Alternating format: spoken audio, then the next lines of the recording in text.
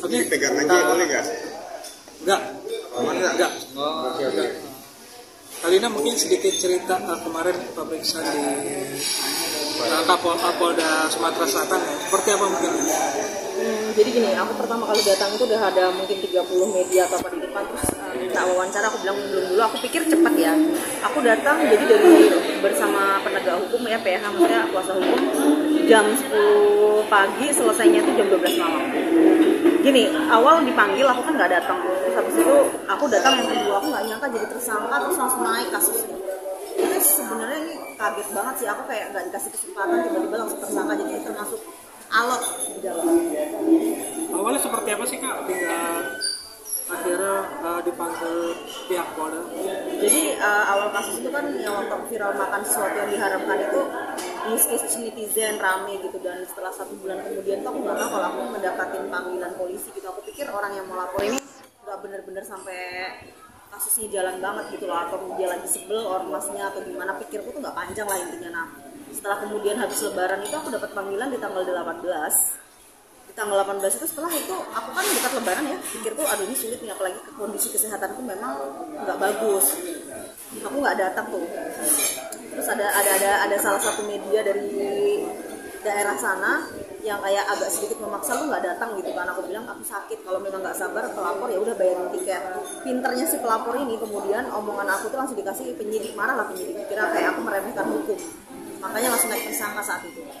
Nah akhirnya dia ngasih kesempatan untuk datang yang kedua. Itu sempat komunikasi Kak dengan pelapornya ini? Sempat sih, tapi kayaknya alot susah sih, karena dia katanya nggak mau ada perdamaian seperti itu. Mungkin perasaan Indonesia ada rasa takut atau gimana di tersangka ini? Hanya orang munafik yang nggak takut. Cuman aku di sini tuh dibilang takut banget nggak, cuman kayak harus tidak menyesali. Sebenarnya gini, pengacara aku sempat gini, kamu kalau memang sakit kita tunda dulu karena kita tuh tahu kamu bakal ditahan. Dia udah bilang kayak gitu. Aku nggak tahu gimana, mungkin namanya pengacara dia punya link atau apa di Polda gitu kan. Terus aku bilang aku nggak mau, aku secara, kalau laki-laki mungkin gentleman ya, aku secara betina men aku harus datang. Dan kemudian aku datang, aku bilang gini, kuasa Tuhan tuh adalah segala-galanya, yang penting aku menceritakan, aku tidak berniat untuk menghina gitu. Nah setelah aku kesana itu aku ditanya beberapa hal yang nanti mungkin aku bisa cerita ke kalian. Tapi aku sempat yang namanya aksesorisku ini sempat dilepas. Jadi mereka tuh sudah kayak campur nakut-nakutin juga, dan yang kemudian tuh aku tuh agak depresi karena aku sempat semalam tidur di sana, tapi bukan di tahanan. Di kantor polisi tuh ada spring bed, aku tidur di sana, yang aku tuh malam tuh kayak langsung kayak terbayang, karena dia udah bilang kalau di tahanan kamu tidak akan bisa menggunakan sabun dari sediain, hanya bisa menggunakan kaos, tidak boleh menggunakan aksesoris, dan tidak boleh membawa uang, tidak boleh membawa handphone. Segitu takutnya tuh di imajinasiku tuh, jadi langsung kambuh lah. Dari situ aku dilarikan ke UGD kayak gitu. Padahal mereka belum nahan aku, cuma ngasih clue. Jadi sekarang status KP ini seperti apa? Wajib lapor kah atau seperti apa? Kalau aku sih sekarang tuh misalnya ada tahanan itu kan ada tersangka tidak ditahan. Jadi aku tersangka tidak ditahan, namun aku wajib lapor melalui virtual kayak call kayak gitu loh, video call seperti ini. Wajib lapor berapa kali seminggu? Kalau wajib lapornya itu seminggu kayaknya 2 kali atau sekali kita video call langsung sama Pak Direknya di sana. Jadi setelah 2 kali sudah bebas tanpa syarat apa? Kalau bebas enggak, karena gini, jadi kasus ini tergantung pelapor. Kalau pelapor mau naik ke pengadilan, ya pasti kita naik gitu. Cuman kita sudah pernah punya itikat baik gitu, karena gini, saya kan manusia biasa ya. Biasanya kalau ustadz yang mengetahui agama harusnya memberikan kesempatan, oh si Lina ini manusia biasa yang salah. Tapi kalau ustadznya juga meminta damainya besar, nominalnya itu aku nggak bisa, ada pilihan beberapa sih. Atau misalnya tetap lanjut, saya akan lanjut tapi saya sudah pernah minta maaf. Jadi kemarin kepolisian bilang gini, Rina Mukherjee sudah minta maaf, kooperatif sekali anaknya, sopan gitu, tidak berniat dan tidak mengulangi.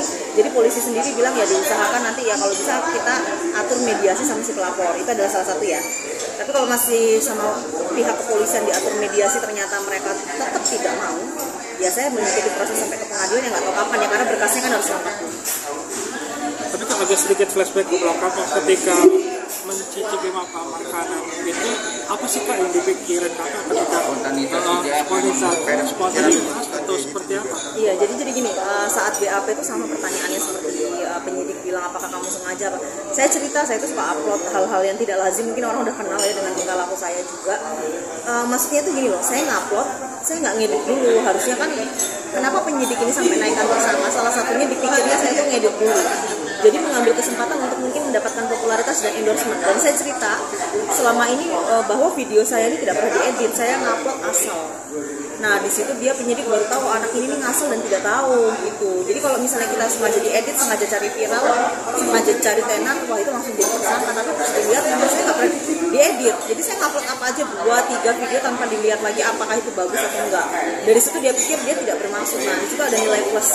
Yang penyidik senangnya itu maksudnya selain jujur anaknya tidak berniat untuk menyakiti orang lain. Tapi kan saat kakak yang mencoba, kan kita tahu sendiri video itu kan haram lah buat bagi kita. Itu dipikirkan emang, yaudah scan aja lah, gue cobain lah. Jadi gini, buat fans atau gimana? sebenarnya aku tuh udah makan sih sebelumnya, tapi yang kulitnya nggak pernah ini kan kriuk ya. Nah terus waktu itu ada di depan gitu aku cobalah makan. Nah mungkin refleks baca basmalah Allah karena kebiasaan juga, dan memang mungkin ini kebodohan saya lah sekali lagi. Harusnya jangan kayak gitu karena memang kita tuh begini, kita selalu bisa bilang aku tidak minum, tapi orang lain kan nggak tahu, apalagi itu kan mungkin sakral banget gitu. Jadi saya tuh juga mengaku salah, tapi sebenarnya sudah mengaku salah gitu kan saya udah bolak-balik minta maaf 5 kali, tapi kan kembali lagi sakit hatinya orang kita nggak tahu. Mungkin membuat para netizen dan yang lain itu dengan mulai baca basmalah itulah yang membuat pada marah murka itu. Ya benar-benar. Dari situlah kak. Tapi ada konten kreator lain juga sama loh menggunakan kayak gitu, tapi ya nasibnya naas gitu. Dan saya mengakui saya salah sekali gitu kan, sebagai konten kreator itu dengan follower yang jutaan ya. Itu harus mendidik yang baik, berbuat yang baik, berkat apalagi soal agama itu sensitif, ini pelajaran dan saya kapok.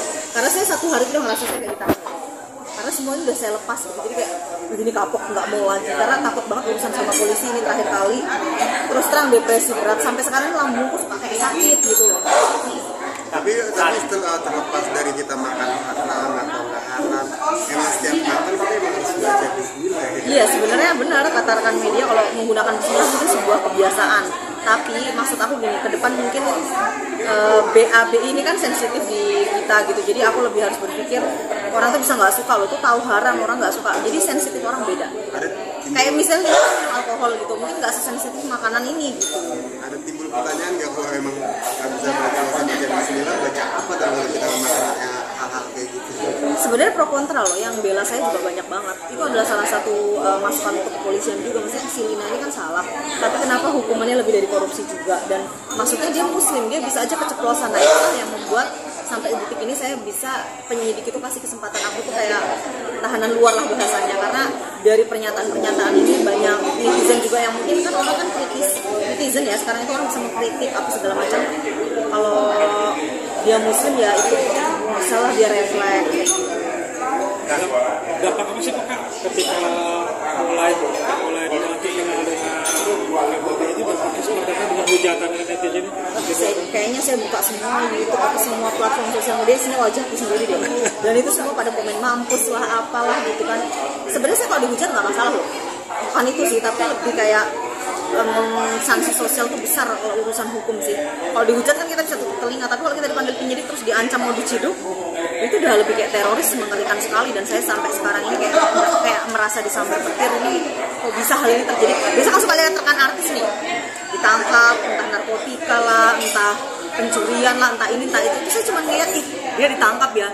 Habis itu dia nangis-nangis terus rekan media ngolok-ngolok gitu. Aku tuh suka dalam hati, sekarang saya ngeliat sendiri ketika saya ditangkap gitu kan, tiba-tiba langsung tapi nggak ada media yang teriakin loh, terima kasih buat rekan-rekan media, nggak ada yang ngina aku, ini kamu kerja kamu, nggak ada, semua baik loh, cuma nanya ini hari ini saat. Kalau artis lain, woi suka diteriakin kayak gitu yang kasar-kasar, aku udah ngebayangin nih, waduh kalau di depan media aku diteriakin mental kayak apa. Sosmed kan kita bisa nggak lihat, kalau rekan media kan kameranya nyorot tapi nggak ada sih yang ngomong. Itu aku thank you banget, walaupun mereka suka beritain kadang yang nggak sesuai, tapi ternyata pas di depan punya respect. Ya mungkin karena kasusku juga bukan yang membunuh orang sih, jadi kayak mereka tuh lebih respect aja gitu sih. Terus sebagai wartawan saya harus respect sama dia. Tapi suka wartawan juga neriak-neriakin orang. Viral, apa segala sesuatu kan setelah viral, nah itu jadi banyak ulama turun, makanya polisi kan pasti akan ada tekanan dari masyarakat ketika ulama ormas turun. Di situ lah polisi cepat-cepat ngamanin aku seperti itu, karena katanya sangat meresahkan sekali dan viral sekali.